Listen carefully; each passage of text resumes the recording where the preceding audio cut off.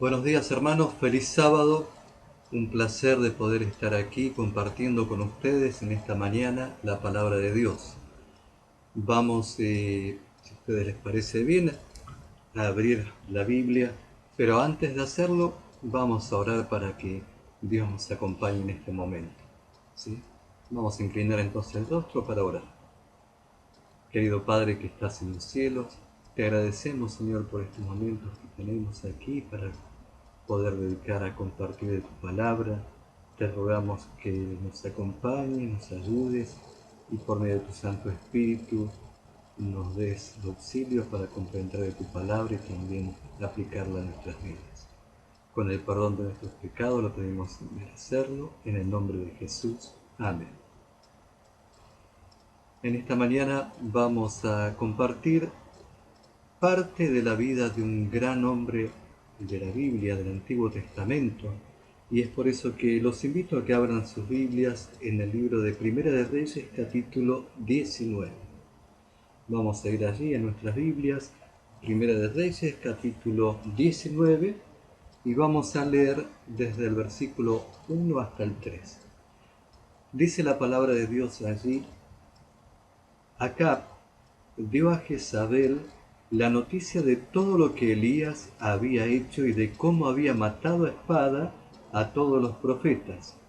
Entonces envió Jezabel a Elías un mensajero para decir: Traigan los dioses sobre mí el peor de los castigos, si mañana a estas horas no he puesto tu persona como la de uno de ellos. Viendo Elías el peligro, se levantó y se fue para salvar su vida. Al llegar a Berseba, que está en Judá, dejó allí a su criado.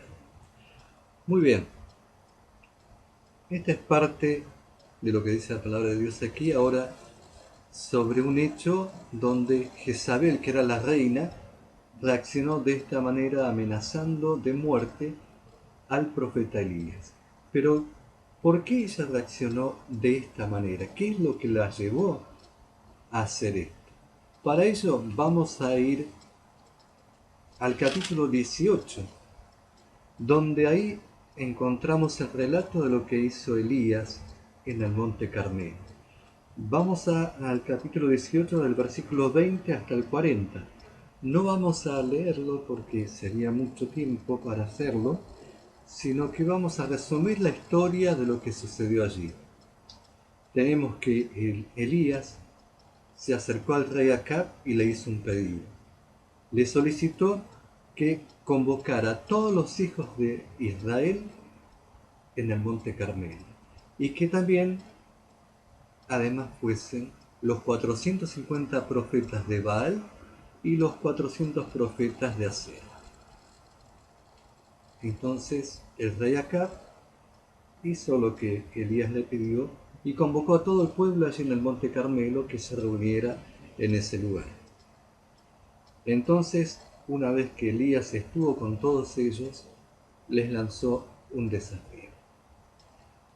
Le dijo a los profetas de Baal y de Acera que hicieran un altar y que allí lo prepararan para un holocausto. Y que el Dios que lanzara fuego del cielo para consumir ese holocausto, ese es el Dios que iba a ser el Dios verdadero. Comenzaron ellos con su acto invocando a Baal y estuvieron así casi toda la mañana y nada sucedió. Entonces Elías pidió su tiempo, preparó también su altar y allí, una vez que estaba el animal sobre el altar, pidió que se arrojara agua a ese lugar 4 veces. Y allí, una vez que estaba todo listo, que estaba todo armado, oró al Señor pidiendo que por favor demostrara al pueblo quién era el Dios verdadero y que lanzara fuego del cielo para que consumiera ese holocausto. Una vez que Elías terminó de orar, Dios contestó su oración y consumió el animal que estaba sobre el altar y también consumiendo casi todo el agua que había sido derramada en el río. Allí el pueblo presente se dio cuenta quién era el verdadero Dios. Y Elías tomó a los profetas de Baal y Asera y los mató, a todos ellos. Esto era lo que el rey Acab le había contado a su esposa Jezabel, y es lo que causó el enojo de la reina, y por eso la amenaza de matar. Viendo Elías la seriedad de la situación, tuvo temor y huyó. Dice el versículo 4 del capítulo 19, luego de caminar todo un día por el desierto, fue a sentarse debajo de un enebro. Entonces se deseó la muerte y dijo, basta ya Jehová, quítame la vida, pues no soy yo mejor que mis padres. Y echándose debajo del enebro se quedó dormido. Pero un ángel lo tocó y le dijo, levántate y come. Miró y vio a su cabecera una torta cocida sobre las ascuas y una vasija de agua. Comió, bebió y volvió a dormirse. Regresó el ángel de Jehová por segunda vez, lo tocó y le dijo, levántate y come, porque largo camino te resta. Se levantó pues, comió y bebió. Fortalecido con aquella comida, anduvo 40 días y 40 noches, hasta Horeb, el monte de Dios. Allí se metió en una cueva donde pasó la noche. Tenemos a Elías, que huye por temor a Jezabel, y dice que camino de un día anduvo por el desierto y en un enebro, debajo de él, le pidió a Jehová que le quitara la vida, porque ya no aguantaba más esa situación que estaba viviendo. Entonces, allí quedó Elías, desanimado, triste, se sentía solo, sentía que todo se había acabado, y le pidió a Dios que le tomara la vida. Pero Dios no hizo caso a ese pedido, sino que envió a su ángel para que lo despertara y le dio comida y le dio agua.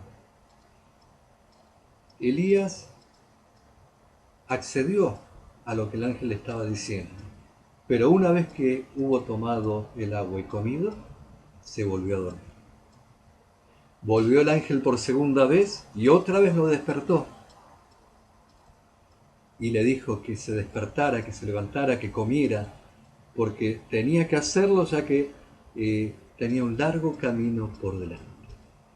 Allí Elías se despertó otra vez, comió, y como dice la palabra de Dios, se levantó, y luego de haber comido aquella comida, anduvo 40 días y 40 noches, hasta llegar a Horeb, el monte de Dios. ¿Qué hizo allí Elías? Encontró una cueva, se fue dentro de ella y allí se acostó a dormir. Pero Dios no lo dejó tranquilo una vez más a Elías, sino que ahora él personalmente se acercó. Y como dice la última parte del versículo 9, dice, llegó a él palabra de Jehová, el cual le dijo, ¿qué haces aquí, Elías? Y Elías, escuchando la voz de Dios, respondió en el versículo 10 del capítulo 9 de Primera de Reyes, he sentido un vivo celo por Jehová, Dios de los ejércitos, porque los hijos de Israel han dejado tu pacto, han derribado tus altares y han matado a espada a tus profetas. Solo yo he quedado, y me buscan para quitarme la vida. Allí estaba el gran profeta, desanimado por completo. Él creía que todo lo que había hecho no servía y lo único que tenía que hacer era escapar para salvar su vida.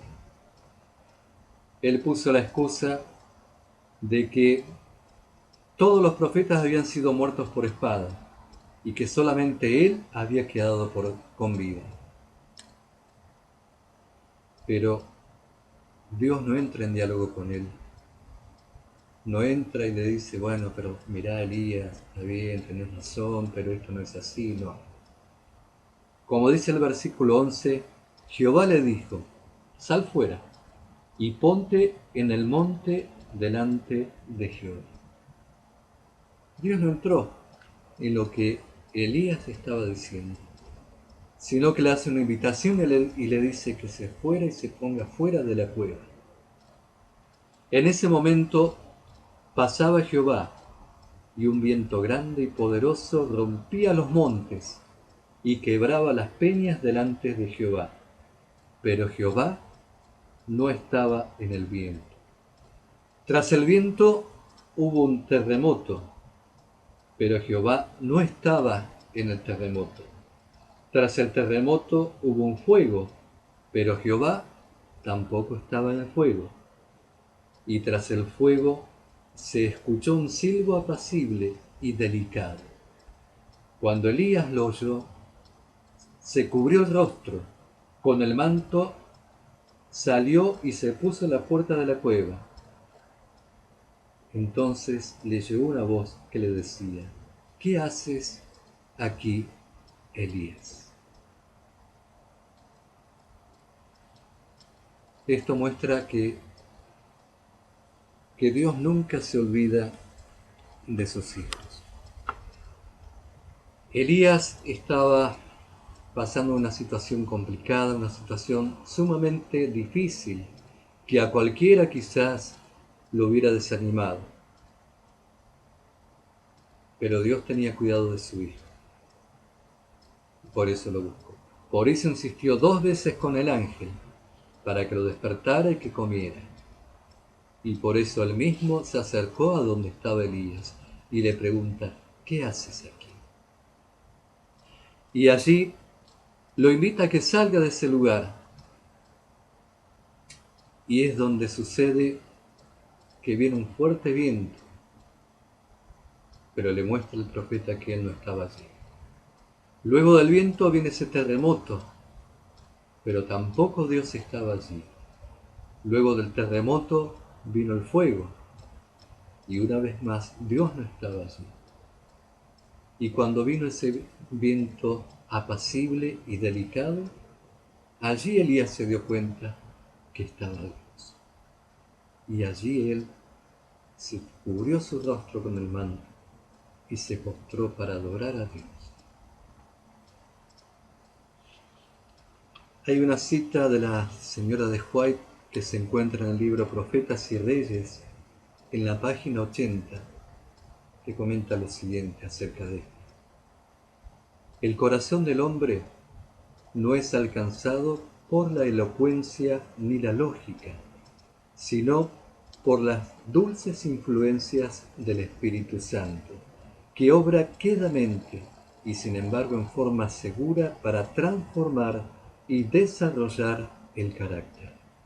Es la apacible y queda vocecita del Espíritu de Dios que tiene poder para cambiar el corazón. Elías estaba sumido en sus pensamientos, estaba envuelto en sus conclusiones de que él estaba solo, que no había nadie más. Pero Dios le mostró otra cosa. En primer lugar, Dios le mostró que realmente lo amaba y que no estaba solo. Que Dios siempre estaba a su lado y que se preocupaba por él. Y además, le mostró también que él tenía un plan para su vida, que tenía algo preparado para que el profeta continuara siendo. Y Elías se dio cuenta de ello. y aceptó el desafío, porque Elías cambió su actitud, cambió su forma de pensar y aprendió a depender totalmente de Dios. Ahora, cuando Dios le preguntó a Elías qué estaba haciendo allí, cuando Dios le dijo, ¿qué haces aquí?, también nos pregunta esto a nosotros. Por allí cuando Dios le dijo a Elías, ¿qué haces aquí, Elías?, esa frase la podremos nosotros completar de otra manera, poniendo nuestros nombres en lugar del de Elías. ¿Qué haces aquí, Daniel? ¿Qué haces aquí, Mirna? ¿Qué haces aquí, Sandra, Pedro, Pablo? Quien sea. Porque Dios también nos pregunta a cada uno de nosotros, ¿qué es lo que estamos haciendo? Estamos en una época complicada, en una situación difícil, donde nos inunda el tema que estamos sobrellevando, como es la pandemia por el coronavirus. Pero sabemos que como hijos de Dios también tenemos una tarea que hacer. También está en que nosotros escuchemos y aprendamos a depender de nuestro Dios. ¿Cómo vamos a reaccionar cuando Dios nos pregunte qué hacemos aquí? ¿Cuál va a ser nuestro sentir? ¿Será que estemos dispuestos a entender que hay un Dios de amor que todo lo sabe, que todo lo ve, que todo lo entiende, que no importa la situación que estemos atravesando, si hay problemas laborales, si hay problemas económicos, familiares, problemas de salud, Él está dispuesto, porque Él nunca abandona a sus hijos, sino que siempre tiene cuidado de cada uno de ellos. Él lo único que quiere es llegar a tu corazón. Hay un Dios de amor que todo lo sabe, el cual está dispuesto a manifestarse en un silbido apacible y delicado en tu vida por medio de su Santo Espíritu. Él quiere morar en tu corazón. Pero por supuesto, es un Dios que no invade. Es un Dios amante que solamente espera a que nosotros le permitamos que Él entre en nuestro corazón. Dios, cuando fue a buscar a Elías en la cueva, no fue a obligarlo a que lo aceptara, sino que le hizo una demostración donde él decidiera ver dónde realmente se encontraba Dios. Y cuando pasó ese viento suave y apacible y delicado, allí se dio cuenta que estaba Dios. Y así es el accionar del Espíritu Santo en la vida de cada uno de nosotros. Porque con la suave voz nos indica cuál es el camino correcto. Y Él suavemente trabaja en nuestras vidas para transformarlas, para cambiarlas, para hacerlas diferentes, para que nos ayude a purificarnos y dejar de lado todo aquello que nos separa de Dios. Entonces, cuando Dios nos pregunte, ¿qué estás haciendo? ¿Qué haces aquí? ¿Cuál va a ser nuestra respuesta? ¿Vamos a actuar como Elías? ¿O vamos a alejarnos de Dios? ¿Cuál va a ser tu decisión? Dios está allí. Dios te está esperando. Dios te ama e hizo todo por ti. Solamente te espera a que tú lo puedas abrir las puertas de tu corazón para que pueda entrar en tu vida, cambiarla, transformarla y volverla a ser semejante a Él. ¿Quieres aceptarlo? Simplemente dile, entra en mi vida y cámbiame. ¿Quieres hacer esto? Te voy a invitar, para terminar, a que lo hagamos con una palabra de oración donde nos podamos entregar a Dios. Vamos a orar. Querido Padre que estás en los cielos, estamos agradecidos por el amor tan grande que tú tienes por cada uno de nosotros. Te pedimos perdón por nuestros pecados y también rogamos de tu ayuda para poder vencer las tentaciones, ya que somos débiles, Señor, y solos no podemos. Por eso es que invocamos que tu Santo Espíritu more en nuestras vidas, que la cambie, que transforme todo aquello, Señor, que nos separa de ti. Ayúdanos, Señor, porque somos débiles y solamente contigo podemos ser vencedores. Todo esto lo pedimos sin merecerlo en la sangre preciosa de nuestro Señor Jesucristo. Amén.